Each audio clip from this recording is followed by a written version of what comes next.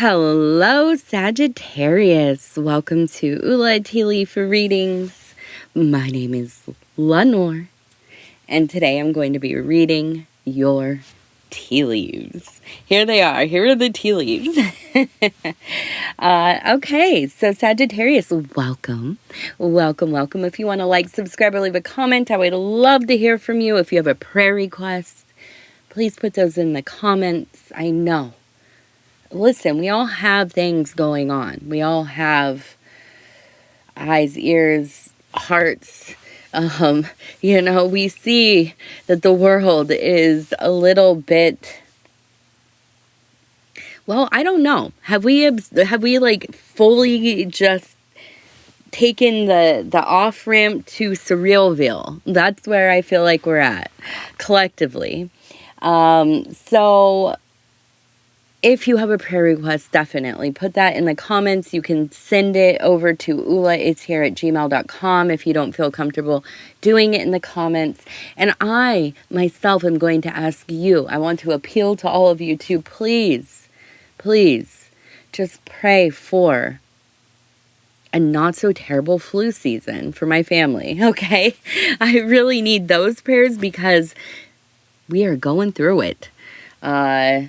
I woke up again with a fever, so I thought I was getting better, and I don't know. It is what it is, I guess. The other thing, happy equinox. I hope that solar eclipse went pretty smoothly for you, and we are still in the new moon as I am doing this reading. So we have that energy, and it's very, very potent. Very potent. So let's get started. We're going to also talk about the Ace of Swords that we have right over here. And that energy is one of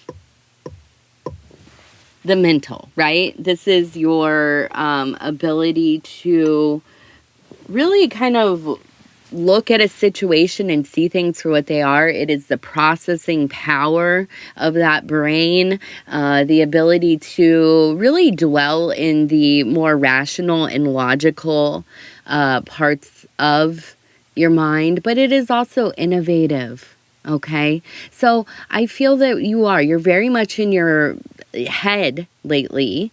And maybe it is. You are working out some stuff. Maybe you're planning for the future. We're going to see. We're going to see what the tea leaves have to say.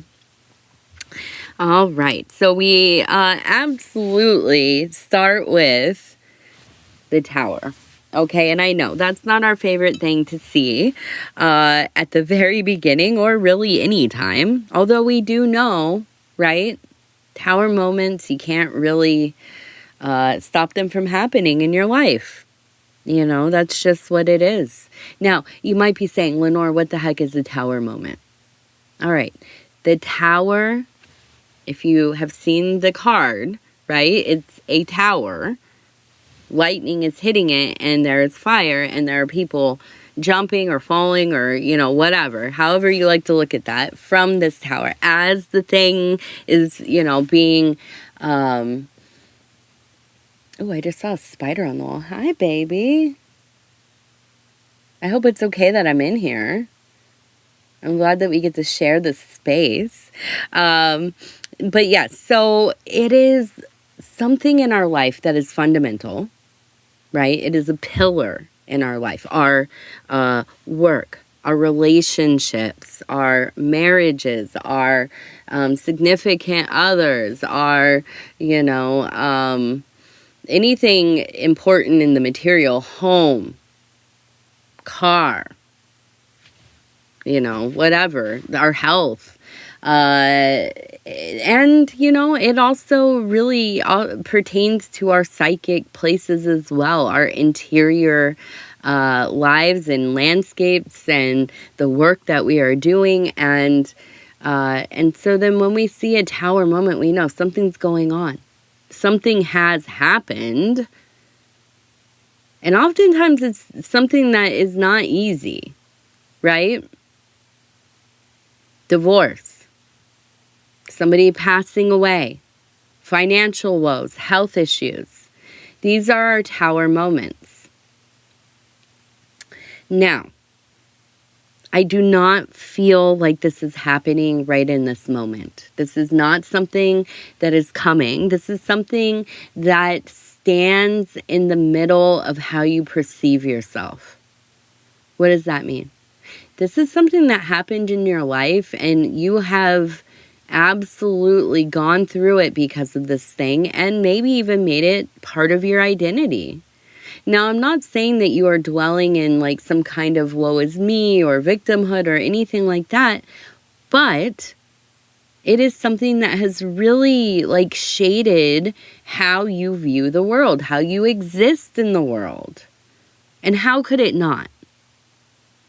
You know, how could it not? So I do feel like something is bringing this to the front.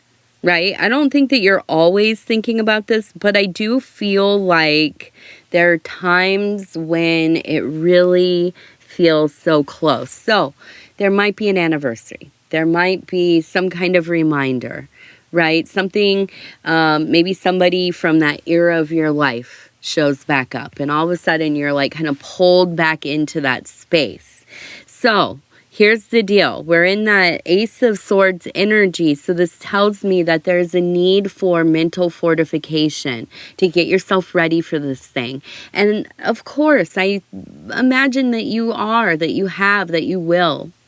But I do feel like there's almost a sense of like, all of a sudden you start feeling like you're in a funk, or all of a sudden you start feeling anxious. Now, what can happen is that we forget the dates. Right? We're not thinking about this thing all of a sudden, and you're going along, you're doing well, and then suddenly you wake up and you're like, why do I feel so down? And then you're dragging through your days, and maybe you're feeling more sensitive, maybe you're feeling a little angry, maybe you're, erupting in moments that are like, what the heck's going on here? And you start to realize like, oh yeah, this anniversary is coming up. And it's strange because sometimes we don't even know. It's just our psyche, who does know, right? Will always know, starts to pick up on cues like the change of seasons, the weather looking different. When I start to get into the beginning of summer, I had a lot of loss at the beginning of summer and the end of summer when I was young. And well, even when I was in my, mid to late 20s, I had another wave of just a lot of people passing away. And in a short amount of time. And yeah, of course, I always remember that. How could I forget? But it's not always like conscious. I have a family now. I have a home, I have property, I have a business. I am busy. I'm thinking about, a million other things. And then, all of a sudden it hits me. And I start to think, gosh, I get this anxiety. It starts welling up inside of me. And I just feel funky. And then I remember, oh yeah, it's getting hot outside. Oh yeah. It's getting in the gardening season. And what does that mean? Yeah, it means that now I'm in that period of time where it was just catastrophic in my life. 2 different times. When parents passed away, around, not at the same time, but within a year of each other.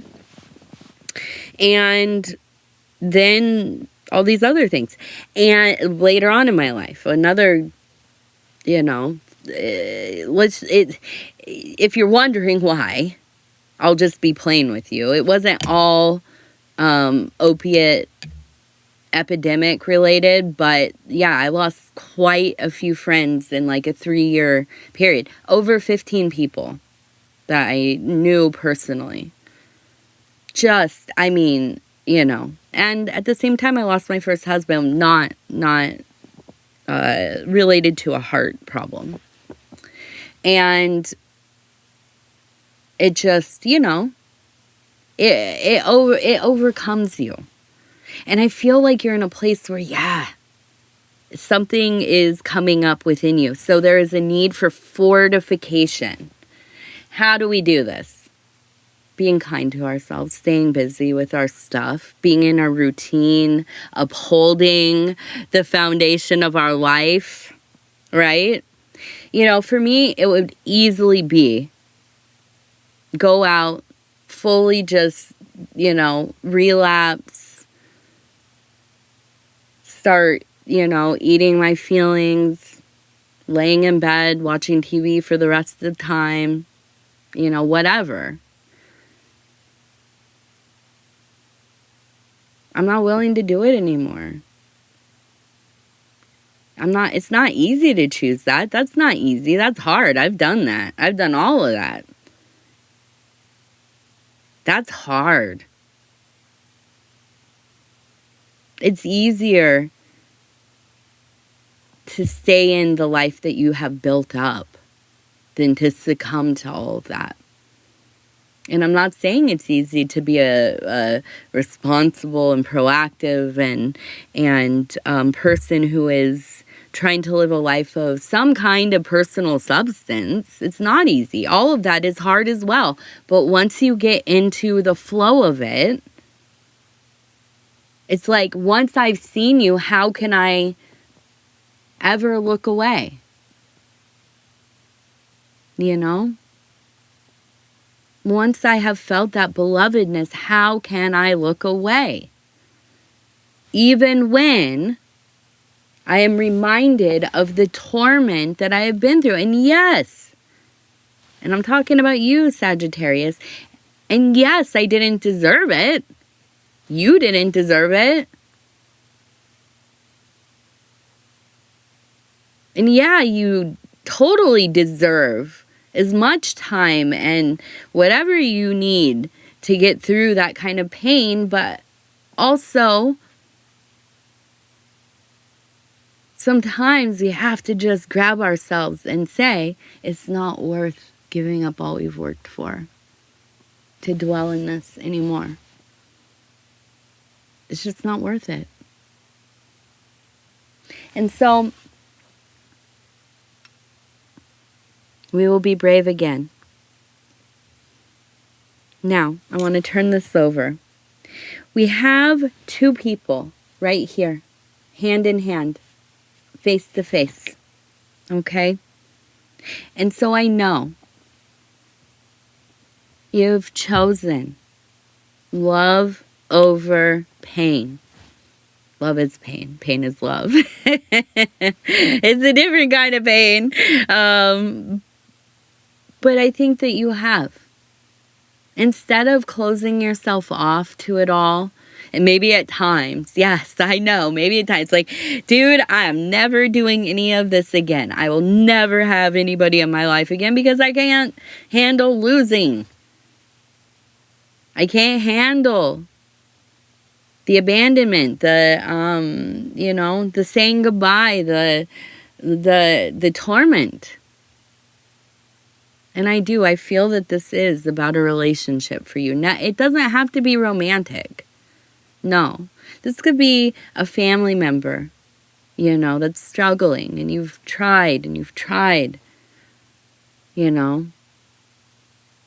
But I feel that whatever this stance of love looks like for you, if that means like really upholding those healthy boundaries and not being able to interact with the people that, really bring you back into that tower space, or if that means staying resolved, and tempering self and continuing to do and showing up where you need to and doing the things that you have to do. And sometimes, just existing off of a hope and prayer and a little dash of love in there. Just doing the dang thing, And that's what it feels like to me. You refuse to succumb to that overwhelming, oppressive sadness that goes along with, honestly, the collapse of some part of your life in the past. I feel that you have finally chosen for yourself to move forward and to find love in your life. Wherever that is, if that is having a companion animal that is your beloved, excuse me, child. Yeah, you heard it from me. I am supportive of people if they, are like, my puppies are my babies. Good. You remember a few years ago when people were like super mad about that? Like, I have an actual child. You can't call your animal a child. They can call it whatever they want. All right? Let's stop gatekeeping what people can feel is family and a belovedness. Now, is it the same taking care of a child and a dog? I don't know. I don't think so. But then again, I don't know.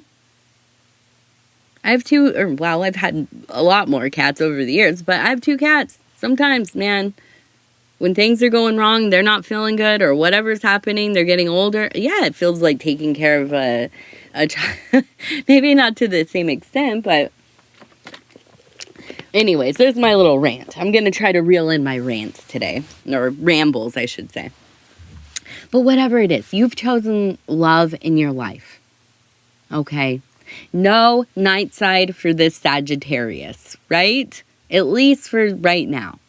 You are dwelling in the light of day. You are dwelling in the sun. And the universe is meeting you, okay? The universe is meeting you. Now, we also have, let's see. We have, it seems to be a visitor of some kind in your dream realms. It feels like it is attached to maybe a canine spirit or maybe a trickster kind of spirit. It feels lighthearted, but it brings deep meaning to some of the questions that you've had. Now, we are also in this weird thin place, right? In between seasons. We've officially gone into autumn, into spring, depending where you are. You have some questions for the universe. Life, although it has gotten better, you still are struggling with some of the existential. I feel that you have really maybe wondered, what the heck, after all the stuff I've gone through in the last 5-10 years, what do I believe in, right? What could possibly be going on in my own personal life, but also in the collective? What could explain this amount of chaos? What could explain this amount of belovedness? What could explain this amount of lifing, right? So I feel like there's not really like a sense of, like a desperate falling away from your faith, but there is a sense of reevaluating, right? Like, I feel that you're in a place where you are questioning, what do you actually believe? Okay. And I don't think that's a bad thing. I think that it's a wonderful time when we are starting to think like, what is next, or what really actually speaks to me, or what many things, if you're like me, who kind of grew up in the chaos tradition of magic a little bit, in my first few years. I am definitely a researcher and a cherry picker of how I make my composite belief system, which probably drives some people nuts, right? I mean, a lot, if you follow a system and you follow it to the T, you're not going to really always be so beloved to people like myself, who I like to take from all traditions, all kinds of imagery and symbolism and whatever. I just like to weave things. I'm a classic hunter-gatherer gal. What are you going to do?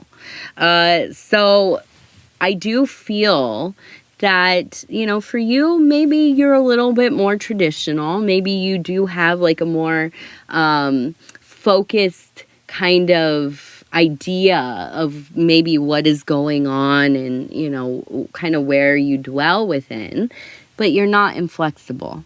You're not so one-minded about things, which is not bad, by the way. Mono-minded, I guess I should say. Doesn't sound as aggressive. In that, you know, maybe you believe something and this is it. Little aspects of it might be a little different here and there as you know, grow in your faith and in your life and as you've experienced more things. But it's kind of like if you grew up, for instance, if you grew up maybe, you know, in Christology or Christianity, you know, you might have your chosen denomination. And within that denomination, you know, like if you're, for instance, like, you know, like a Protestant or something, there are a variety of denominations within the kind of umbrella denomination, if that makes sense. So you could be going to different churches to find like, yeah, this one maybe doesn't work for me right now, or maybe this community and within this church doesn't really fit with me and my family. So what am I going to do? I'm going to keep looking for, you know, what is going to be right for us or for yourself, right? And so I feel like there is a sense of a little bit of exploration and a little bit of almost excitement, I think, because there is a sense of like being like a renewal in your interest of this area of your life, which is passionate. I don't know. I feel like, you know, the relationship that we can develop with the divine and with our own interior worlds sometimes can be more fulfilling than anything that you can experience in waking life, or at least, you know, in the material world. And you know, besides, and there's only one holdout thing here, in my opinion, the love of your children. Right? I mean, for me, I'm a silly mom. You know what I'm saying? Like, I 100% had that experience of the moment I got pregnant. It was profound. There's a belovedness I'll never, ever, ever forget, because I had never felt real love. I mean, I had felt, you know, different kinds of love, but not this kind of love. Yeah, not this kind of love. And I never will again. You know, maybe for God or goddess or, you know, whatever the divine expresses itself to me as. But I will never feel that kind of love with anybody else, you know. So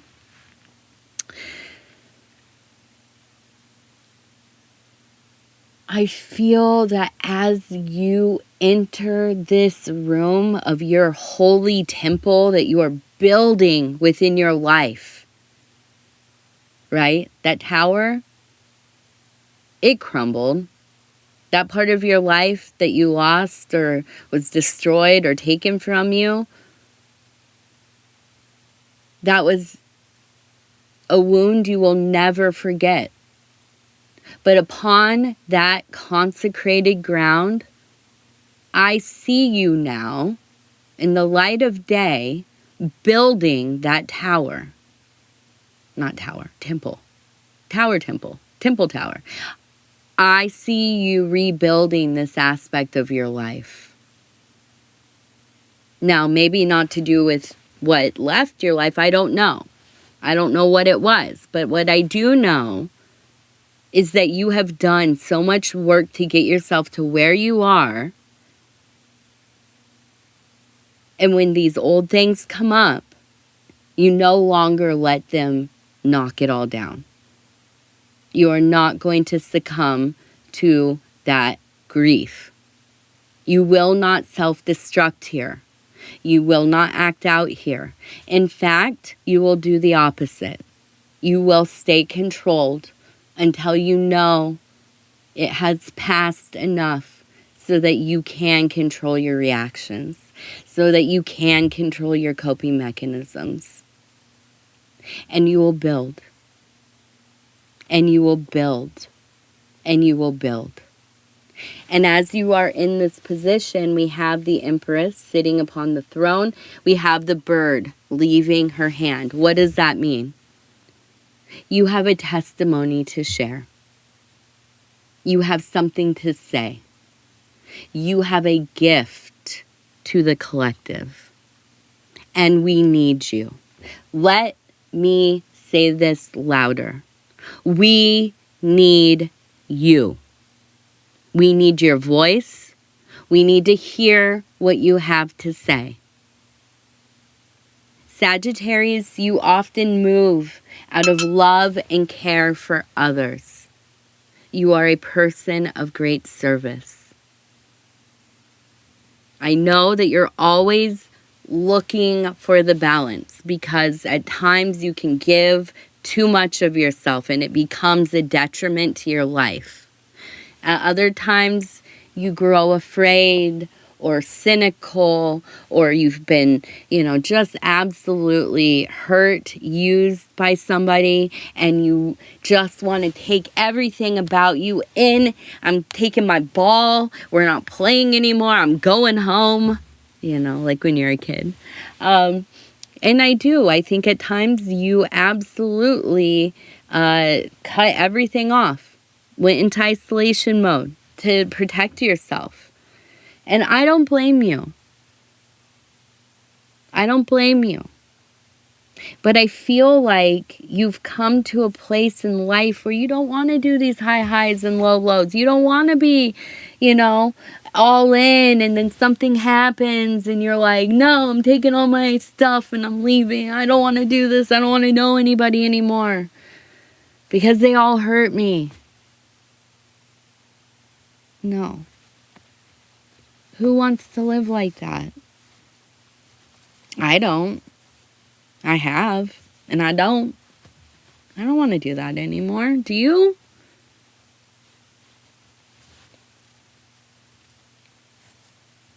It's ridiculous the situations we can get ourselves in.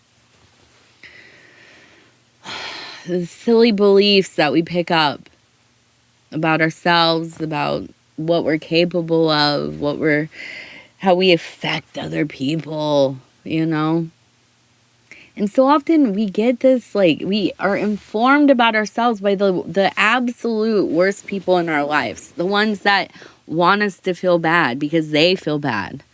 The ones that plant the seeds of discord in our minds because they themselves are afraid of chaos. Guess what, baby? We live in infinite chaos. Whatever we perceive as, some kind of order is an illusion. It is an illusion. It is what is it called? Archon. It is a illusion.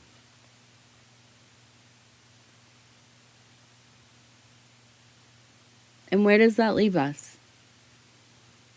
Is that a scary thing to hear? Nothing really means anything that we think it does. Everything is constantly shifting. Nothing stays the same. We all can look at the same thing and see completely different whatever. Is that scary? Yeah. But is that freedom? Yeah. Do you have the heart of the magician? Yeah, you do. Okay? And you have something to say as well. So it is all converging. It is all coming together. This alignment that you are seeing in your life right now is going to be one of the biggest keys. And not just a new room to go into, not just one doorway that's going to lead to this other room, and here you are in the next scene. This is the next act. You have opened a doorway to a corridor that is full of doors. This alignment will be one of those pivotal points in your life. And so what you choose in this next period of time will inform your life in such a way. I mean, it's like when you pick what you're going to study at college, right? Which is wild that we let kids do that. But anyways, and let them get in debt for it, which is also super wild. Thank you, America. Academia and debt. Thank you. But yeah, you're at one of these really big points in your life. Doesn't mean you're like stuck in it forever. You're never going to be able to change it if you make a choice that maybe, that was maybe a little bit the wrong choice. Everything's changing all the time. You are the magician. The thoughts that you have create the world that you live in. That's where to begin. I don't care if all day long you have to read from a script to start building up your reality. Do it. I promise you. If you can get into a place of building up your interior, your inner dialogue, the things that you are telling yourself, the way that you are treating yourself, if you can get that tidied up and start to really, truly envision and marry yourself to that vision, it will manifest. It will be the life that you have. All right, let's take a look. We have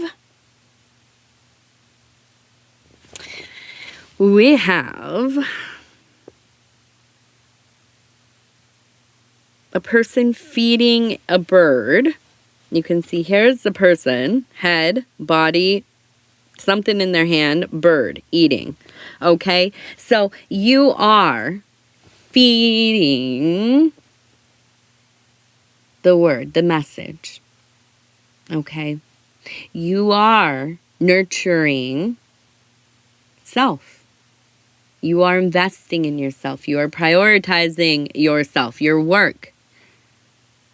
Capital W, work. I'm not talking about just jobs, right? Careers, although, that's important too. But you are doing the work. And this is informing your life. And this is the message that you're going to have, I believe, for people. I do. I think that you're going to be somebody who is very influential to people in not only your direct life, but I imagine in the greater collective. Okay? So you will be some kind of leader in your community. Your testimony will matter. Now, we also have the letter P, and we have the letter K, maybe Cat or Kate, K-A-T, maybe an E in there somewhere. Catherine, Kate, I can't think of any guy names with K-T. I don't know. Are there? Am I just not thinking of? I don't know. If you know, put them in all the names that have K-A, put them in the comments. All right. So I do feel, I feel like this is going to be like a very, what's the word? Successful, difficult, but worth it time period for you. And I'm moving my legs around. I was sitting crisscross applesauce over here, which is my favorite way to sit, but sometimes I'm like, okay, all right, now I got to move the leggy leg. Let's do our lucky numbers. That's where we're at. Okay, so first lucky number 15. Number 15. Oh, come on, Mama. Get up on there. Oh, let's go. There we go. 10, 15, 10, and 58. 58. 58. 15, 10, and 58. Now, we'll end with our Wild Offerings Oracle cards. And I'm just going to flip through, stop where it feels right. And it says, Charity. Let me trust my deepest instincts and always, especially when matters are unclear. May my own holy intuition always guide the way. May my own holy intuition always guide the way. All right. Okay. So, Sagittarius, that's it. I love you. You're the best.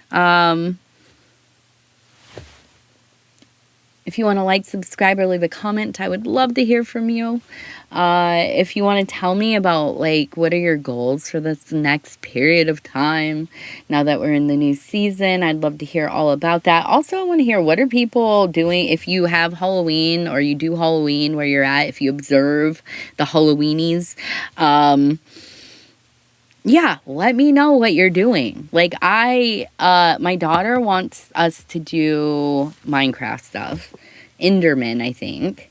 But then she was like, she pivoted to K-pop, something that's like on the TVs. I don't know that much about it. I told her, I don't know. We're going to do whatever you want to do.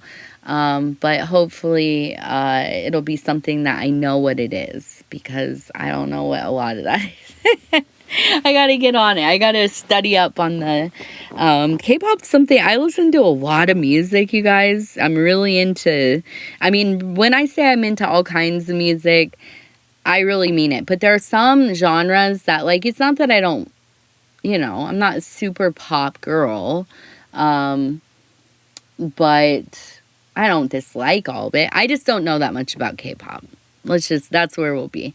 It was a little bit younger than me, maybe like, 10 years younger than me when I noticed people were like super into it. I realized, these are like, I don't know, what is younger than me? Gen Z, I guess. I think technically I'm a millennial, although I don't know. I'm not sure. I'm just an oldie now. But yeah, so anyways, I'm interested in what other people are doing. What are you dressing up as? Do you dress up? Do you like the haunts? Do you like the decorating? Or do you just kind of, forget about it? Maybe you're post-kids and it's not really a big deal to you. Or maybe you're celebrating other festivals and holidays that are going around the same time. All Hallows Eve and the Day of the Dead, which is a couple days later. And what is the other one? Is Beltane during that time? Is that how you say it? I don't know. I'm not neo-pagan or witchcraft really super related. I mean, of course we have to study all the things as much as we can. But yeah, I don't know what goes on. I don't know what that one is, honestly. Just keeping it real. If you want to explain it to us, though, put it in the comments. I want to hear all about it. All right. I love you guys. We'll talk soon. Stay the course, Sagittarius, because you are on